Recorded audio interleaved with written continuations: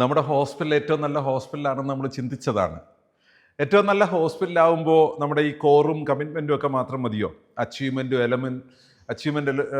ഒരു objective എലമെൻറ്റും എക്സലൻസിൻ്റെ objective എലമെൻറ്റും ഒക്കെ keep ചെയ്യണം. കാരണം നമ്മൾ വിചാരിക്കുന്നത് നമ്മൾ ഇവിടെ ഒരു ഹിസ്റ്ററി മേക്ക് ചെയ്യുന്ന ഹോസ്പിറ്റലാണെന്നാണ്, ഏറ്റവും നല്ല സർവീസ് കൊടുക്കുന്ന ഹോസ്പിറ്റലാണെന്നാണ്. അതിൽ ആത്മാഭിമാനമുള്ളവരാണ് നമ്മൾ. നമ്മുടെ ഹോസ്പിറ്റൽ ഏറ്റവും നല്ല ഹോസ്പിറ്റലാണെന്നതിൽ.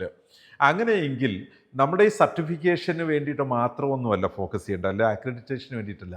നമ്മുടെ ഹോസ്പിറ്റൽ നല്ല ഹോസ്പിറ്റലാണെന്ന് നമുക്കും നമ്മുടെ പേഷ്യൻറ്റിനും അവരുടെ ഫാമിലി മെമ്പേഴ്സിനും ഒക്കെ ഫീൽ ചെയ്യാനുള്ളതാണ് AAC 10H. അതൊരു എക്സലൻസ് കാറ്റഗറിയിൽപ്പെട്ടതാണ്. അത് നമ്മുടെ ഹോസ്പിറ്റലിനകത്ത് ഒരു മെക്കാനിസം ഉണ്ടാകണം. ക്രിട്ടിക്കൽ വാല്യൂസ് ഇൻഫോംഡ് ആകുമ്പോൾ ഇൻവെസ്റ്റിഗേഷനിൽ നിന്ന് ഫിസിക്കൽ എക്സാമിനേഷനിൽ നമുക്ക് ഏതെങ്കിലും ഒരു വിധത്തിൽ ഒരു ക്രിട്ടിക്കൽ വാല്യൂ ഫൈൻഡ് ചെയ്താൽ അത് എങ്ങനെയാണ് റെസ്പോണ്ട് ചെയ്യേണ്ടത് എന്നതിന് ഒരു കൃത്യമായ ഒരു മെക്കാനിസം നമുക്കുണ്ടാവണം. അത് അങ്ങനെ ഇല്ലെങ്കിലും നമ്മൾ ഒരു ക്വാളിറ്റിയുള്ള ഹോസ്പിറ്റലാണെന്ന് അക്രെഡിറ്റ് ചെയ്യപ്പെടും കേട്ടോ. പക്ഷെ അത് നിലനിർത്താനാണ് നമ്മൾ ഈ ഒരു എക്സലൻസിലേക്ക് പോകേണ്ടുന്നത്. സോ ഇത്രയേ ഉള്ളൂ.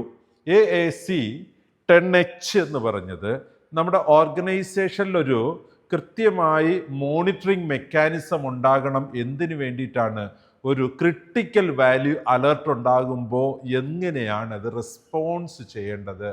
അപ്പോൾ ഈ ഒരു മെക്കാനിസം എക്സിക്യൂട്ട് ചെയ്താലത്തെ ഗുണം, അതിപ്പോൾ IP-യിലാണെങ്കിൽ നമ്മളുടെ ക്രിട്ടിക്കൽ വാല്യൂ അലർട്ട് കിട്ടി, നമ്മളെല്ലാം അലേർട്ടഡായി.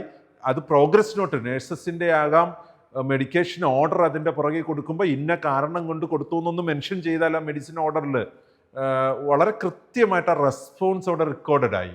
അതേ കണക്ക് നേഴ്സസിൻ്റെ നോട്ടിൽ അത് വരാം. വൈറ്റലിൻ്റെ അതെല്ലാം ക്രിട്ടിക്കൽ അലർട്ട് അവിടെ ഉണ്ട്, ലാബ് റിസൾട്ട് ക്രിട്ടിക്കൽ അലർട്ട് ഉണ്ട്. പക്ഷേ പ്രോഗ്രസ് നോട്ടിലും കൂടെ അത് മെൻഷൻ ചെയ്യാം. ഇപ്പോൾ ഈ ക്രിട്ടിക്കൽ അലർട്ട് വന്നതുകൊണ്ട് ഞങ്ങൾ ഇങ്ങനെ ആക്ഷൻസ് എടുത്തു.